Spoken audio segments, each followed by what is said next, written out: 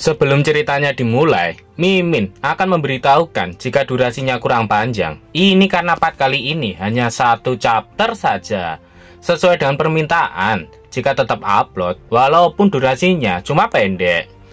Apabila pembawaan Mimin juga kurang cepat atau lambat, bisa menambahkan kecepatannya. Oh iya, yang mau bantu beliin Mimin kopi biar lebih semangat lagi bahas komiknya, bisa mendonasikan sedikit uang jajannya lewat link Saweria yang ada di deskripsi. Oke, nggak usah berlama-lama lagi, kita langsung masuk saja ke ceritanya.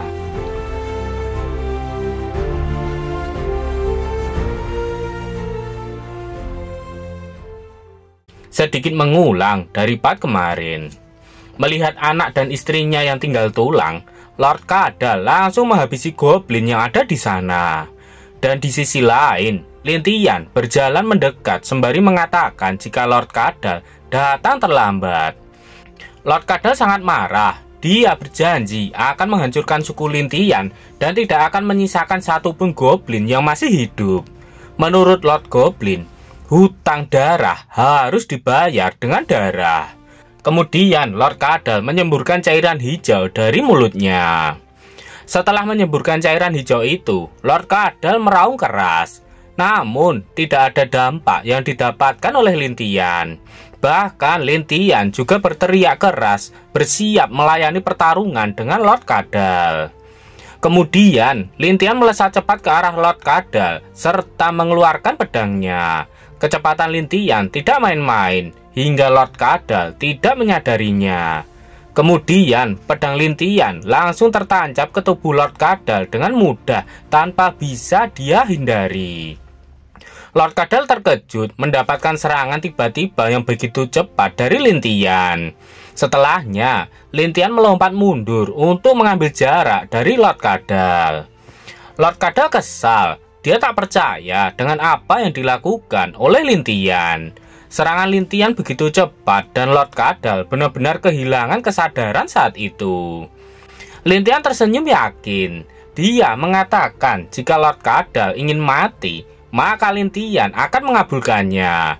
Dan saat ini, dia berada di wilayah timur. Jadi Lord Kadal tidak akan bisa memanggil monster di tempat ini. Provokasi Lintian berhasil. Lord Kadal sangatlah marah. Dia mengatakan bahwa dia akan tetap bisa mengalahkan Lintian walaupun tanpa monster lain yang membantunya. Setelahnya, Lord Kadal menggunakan skillnya untuk meningkatkan kekuatannya. Bahkan luka yang diakibatkan oleh serangan Lintian sebelumnya juga langsung menutup dan meregenerasi kembali semua luka yang ada. Kali ini, setelah kekuatannya meningkat, bahkan wujud Lord Kadal juga mengalami perubahan hingga menyerupai seekor naga. Lord Kadal membanggakan kekuatannya saat ini kepada Lintian. Dia menanyakan apa yang akan Lintian lakukan sekarang setelah kekuatannya meningkat jauh dari sebelumnya. Gobutan merasakan jika monster ini tidak akan mudah untuk dikalahkan. Setelah tadinya percaya diri dengan keunggulan kekuatannya, Lintian kali ini mulai ragu. Keringat mulai mengalir di wajahnya. Lintian mulai memikirkan cara untuk mengalahkan Lord Kadal. Dia berpikir akan menggunakan elemen tanah untuk menghentikannya. Kemudian, Lintian akan memasukkan cairan merah pembusuk ke dalam tubuhnya untuk mengendalikannya. Namun sesuatu terjadi kepada Lord Kadal. Tiba-tiba saja ada sebuah serangan yang menembus tubuh Lord Kadal dari belakang hingga menembus ke depan. Lintian tak menyangka ada yang melakukannya sebelum dia bergerak. Lord Kadal terdiam, tak bisa bergerak, menahan rasa sakit yang dia rasakan. Kemudian, dengan ayunan pedang yang tertancap di tubuhnya, Lord Kadal pun terbelah menjadi dua dengan ditunjukkan melalui cahaya terang yang membelah tubuhnya. Ternyata yang melakukannya adalah Alice, sang SWAT scientist. Dia jauh-jauh datang untuk menemui Lintian.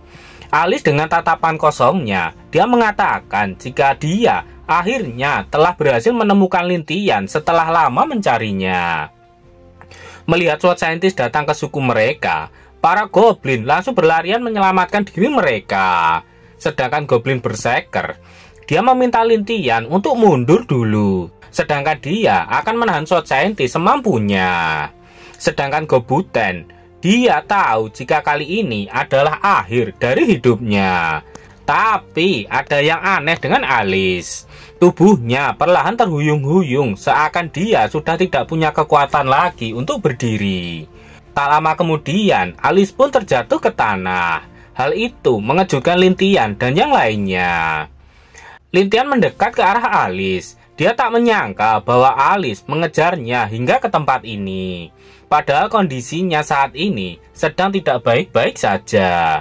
Bahkan dengan kondisinya yang seperti itu, Alice dapat mengalahkan Lord Kadal dengan sangat mudah hanya dengan pedang yang sudah berkarat. Lintian bersyukur bahwa Alice langsung pingsan setelah itu. Kemudian, sembari mengangkat senjatanya, Goblin Berserker langsung akan menghabisi Alice ketika dia masih dalam kondisi lemahnya. Sedangkan Lintian menanggapi santai dengan apa yang akan dilakukan oleh Goblin Berserker. Goblin Berserker maju dengan semangat, sedangkan Gobuten dan Gobusan hanya diam saja di belakang. Setelahnya, bukannya ikut maju bersama Goblin Berserker, Gobuten dan Gobusan justru bergerak mundur. Apa yang dilakukan oleh mereka berdua tentu saja membuat Goblin Berserker terkejut. Dengan tindakan bodohnya, Gobuten dan Gobusan berjongkok di depan bangku yang dipakai oleh Lintian sebelumnya. Gobusan mengatakan jika bangku itu sangatlah bagus. Goblin Berserker heran dan hanya bisa menggaruk-garuk kepalanya saja.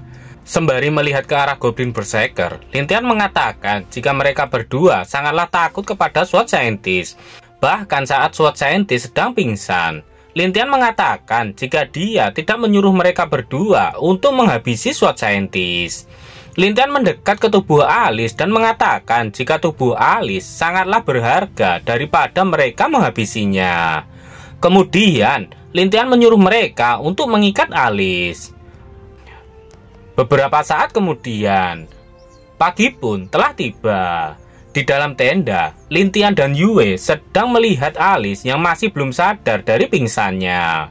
Yue sangat penasaran dengan tubuh Alice yang begitu cantik. Dia terus memegang-megang tubuh Alice. Yue benar-benar kagum dengan kelembutan tubuh Alice. Tubuhnya juga sangat halus. Tak lama kemudian, mata Alice pun perlahan terbuka.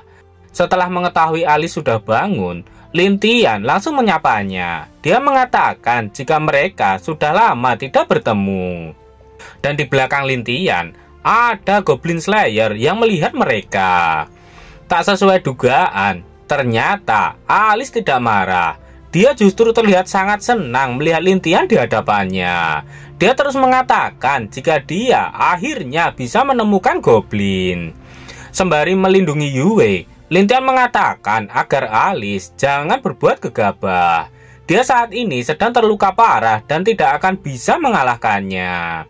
Tapi dari mulut Alice, dia terus mengucapkan Goblin sembari menatap ke arah Lintian. Melihat kelakuan Alice, Lintian heran, ada apa dengannya? Lalu ketika Lintian melihat anak buahnya yang hanya diam saja, Lintian sangat marah. Dia menyuruh Goblin Berserker dan yang lainnya untuk segera menangkap dan menahan Alice sekarang juga. Namun Goblin Berserker langsung kena mental setelah disuruh untuk melakukan itu oleh Lintian.